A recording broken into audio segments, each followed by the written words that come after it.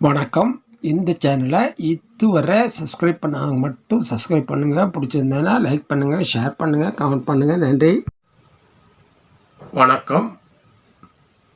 வருகின்ற 1/5/2024 அன்று குரு பகவான் மேச ராசியிலிருந்து ரிஷப ராசிக்கு இடப்பெயர்ச்சியாகிறார். குரு பயிற்சியை மட்டும் பெரிதாக பேசப்படுவது ஏன் என்பதை இப்பொழுது நாம் பார்க்கலாம். குருவை பற்றி தெரிந்து கொள்வோம். தயவுசெய்து பார்க்கின்ற யாரும் ஸ்கிப் பண்ணாமல் முழுமையாக பாருங்கள். முழுமையாக குருவை பற்றிய செய்திகளை அறிந்து கொள்ளலாம். பிருகஸ்பதி என்பவர் தேவர்களின் குருவும் நவக்கிரகங்களின் ஒருவரும் ஆவார். இவர் சப்த ரிஷிகளில் ஒருவரான அங்கீர முனிவரின் மகனாவார். இவருக்கு தாரை என்ற மனைவியும் உண்டு. 4 வகை வேதங்களையும் 64 கலைகளையும் அறிந்தவர். எண்ணற்ற யாகங்களை செய்து தேவர்களின் குருவாக மாறினார். பிருகஸ்பதியின் கிரகமான வியாழன் கிரகம் ராஜகிரகம் என்று அழைக்கப்படுகிறது. முழுமையான சுபகிரகம் இதுவே. இவரை வணங்கும் போது ஓம் பிரகஸ்பதியே நமக என்று வணங்க வேண்டும். இவரின் சொந்த வீடுகள் தனுசு மற்றும் மீனம். இவர் மகரத்தில் நீச்சமும் கடகத்தில் உச்சமும் பெறுகிறார். இவர்தான் இருக்கும் இடத்திலிருந்து 5, 7, 9 பார்வையாக பார்க்கிறார். இவர் இருக்கும் இடத்திலிருந்து 2, 5, 7, 9, 11 ஆகிய இடங்களில் நற்பலன்களை தருவார்.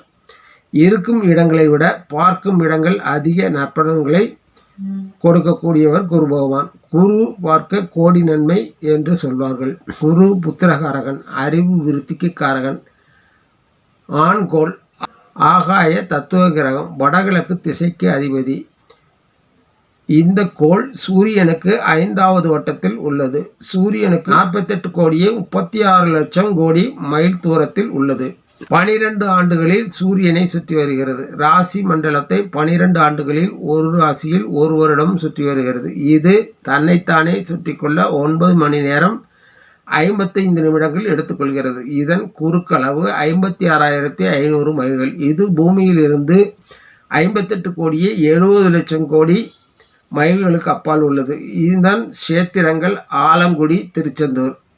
இவருக்கு பிடித்த பூ முல்லைப்பூ, தானியம் கடலை, உலோகம் பொன், நிறம் மஞ்சள், குணம் சாது, அங்கம் வயிறு, மூலத்திரிகோண வீடு தனுசு, நட்பு வீடு மேசம், சிம்மம், விருச்சிகம், சம வீடு கும்பம், பகை வீடு ரிஷபம், மிதுனம், கன்னி, துலாம்.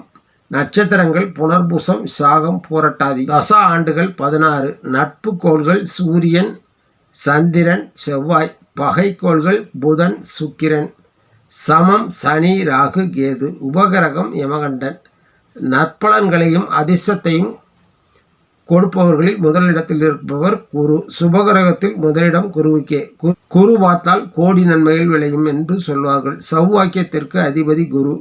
ஏற்றம், வளர்ச்சி ஆகியவற்றின் அதிபதி குரு. குழந்தைகளுக்கு காரகர் குரு. அவர் தாயின் வயிற்றில் இருக்கும் 3வது மாதத்திலேயே குரு காரகமாகிறார். உள்ளத்தை பொறுத்தவரை மனித எண்ணங்களையும் உணர்ச்சிகளையும் ஒருநிலைப்படுத்தி சீராக வைக்கக்கூடியவர் குரு பகவான். திருமணத்திற்கு பார்க்கும்போது குரு பலன் வந்துவிட்டதா என்று பார்க்கப்படுகிறது. வம்ச விருத்தி, இனவிருத்திக்கு காரகர் குருதான். உடலை பொறுத்தவரை கால்கள், தொடைகள், கல்லீரல், இரத்தம், கொழுப்பு, ஜீரணம் இவற்றிற்கு அதிபதி குரு. குரு காரகத்துவம் தனம், செல்வம், ஆசிரியர், மதக்கடமை, ஜோதிடம், பருத்த தேகம், மகன், பேரன், தானம், தர்மம், மந்திரம், சாஸ்திரம், அறிவு, புகழ், ராஜமரியாதை, வாக்குவன்மை, நுண்ணறிவு, நீதி ஸ்தலங்கள், மடாலயங்கள், பிறர் எண்ணங்களை அறிதல், விலை உயர்ந்த பொருட்கள், மகிழ்ச்சி.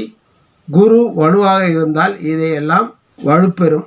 இதனாலேயே குரு பயிற்சி போற்றப்படுகிறது. குரு யாருக்கும் தீங்கு இழைப்பதில்லை. சில இடங்களில் இருக்கும்போது அவரின் நிலை சமநிலையே. சில நூல்கள் அவர் அசுப பலன்களை கொடுக்கிறார் என்று கூறுகிறது. குருவை பற்றி அறிந்து கொண்டிருப்பீர்கள் என்று நினைக்கிறேன். நன்றி, வணக்கம். மீண்டும் சந்திப்போம்.